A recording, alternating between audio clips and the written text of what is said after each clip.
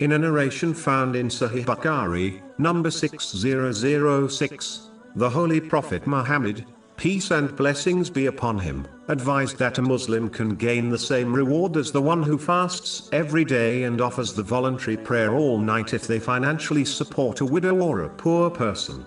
In this busy modern world, Muslims often struggle to make time to perform voluntary righteous deeds, such as voluntary fasts or the voluntary night prayer. Islam, as always, gives everyone, irrespective of their lifestyle, a convenient way to receive reward from Allah, the Exalted. In this case, a Muslim can financially support a widow or poor person in order to obtain this great reward. It is even easier in this day and age to sponsor the needy, as one does not need to journey to them in order to aid them. One can use reputable and trustworthy charities in order to donate regularly. And a Muslim must not be fooled and deterred from donating by believing their money will not reach the needy, as Allah, the Exalted, will reward them according to their intention, irrespective of if the money reaches the poor or not.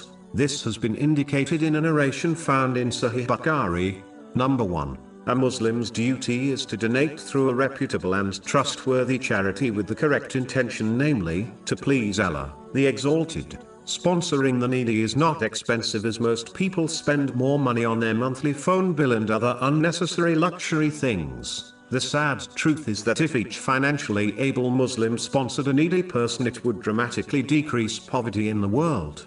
Finally, the one who cannot afford to do this should encourage the one who can afford it, and as a result they will receive the reward of donating the charity. This has been confirmed in a narration found in Jami' at-Tirmidhi, number 2674. This therefore leaves no reason why all Muslims should miss out on obtaining this easy reward.